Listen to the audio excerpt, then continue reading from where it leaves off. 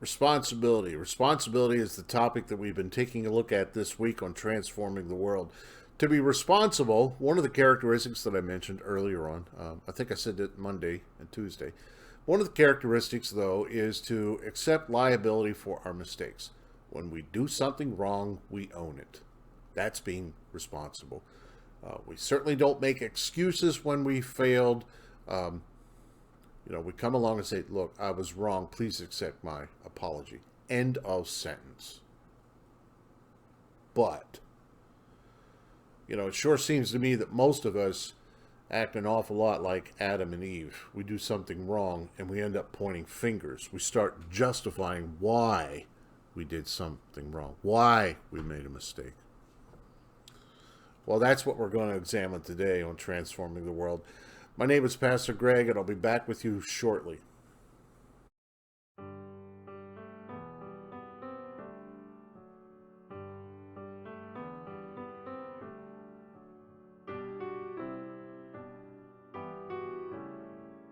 In Genesis chapter 3, we are introduced to sin, which is doing something that is a direct violation of God's commands. That's what sin is. You sin when God says don't, and we do. Or we sin when God says do, and we don't. Adam and Eve had only one command. Just one command. All I ever gave you was one simple command, says God.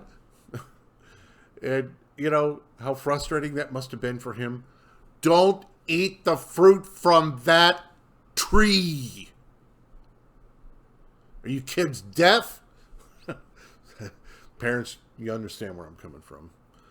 Didn't I tell you not to drink that? Anyway. It sure didn't take very long for the two of those two people, Adam and Eve, to disobey God's command. Satan tempted, and this man and this woman disobeyed. So eventually in the narrative there in Genesis 3, God catches them. He finds out that they had disobeyed, and Adam and Eve did what so many of us do. They passed the blame. They made excuses why they disobeyed. Adam blamed Eve. Eve blamed the serpent. Genesis 3, 1 through 13. You and I fail to demonstrate responsibility when we say, it's not my fault. It's not my fault. You made a mistake. Own it, brother. Own it, sister. And no, you you can't blame the devil, even though Flip Wilson taught us that we can. The devil made me do it. I grew up. Flip Wilson taught me I could blame everything on the devil. My parents didn't buy that one. So look at question number 1. Question number 1 in our disciples' journal. And that question is this: do I accept responsibility for my actions at all time? Or question number 2, do I accept responsibility for my failures, or do I tend to make excuses? Yeah, I think a good many of us make excuses, don't we? We make a mistake, somebody catches us, and we try to justify why we made a mistake instead of just saying, look, I made a poor choice. I made a bad decision. It wasn't the right thing to do, and I admit that.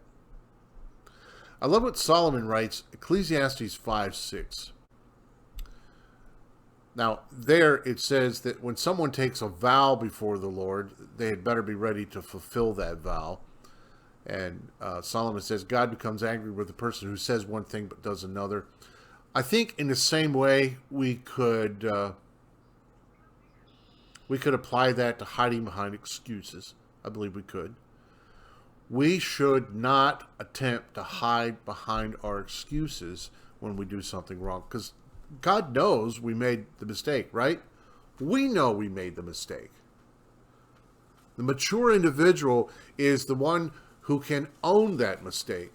I mean, I know, sure, The boss might get very angry for what you did. The boss might be disappointed and upset with you. But according to Solomon, Solomon's wisdom, if we were to apply it there, according to Solomon's wisdom there in Ecclesiastes, you made a mistake, you told the boss you made a mistake, you owned up to the mistake, and the boss might be very upset, but don't make matters worse by making excuses. An honest response can overcome even the greatest mistakes, says Solomon, Ecclesiastes 10:4. An honest response can overcome even a great mistake, or a humble response. In a society where playing the blame game is practiced all around us, your honest acceptance of your failures, that's going to stand out. And when others see you own your mistakes, they're going to learn to see you as a trustworthy individual. You may not be perfect, but you surely can be trusted. Own your mistakes. Nobody in this world is perfect. There was only one who was perfect. The rest of us are stumbling our way through life. We're not going to have all the answers. We're going to get distracted. We're going to do something wrong. Last summer, I ran a stop sign. Ended up totaling my car. Broke my heart. Stupid.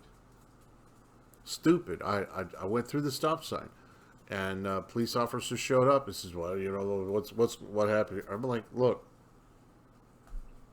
I went through the stop sign. I wasn't as alert as I should have been, and ended up causing this accident."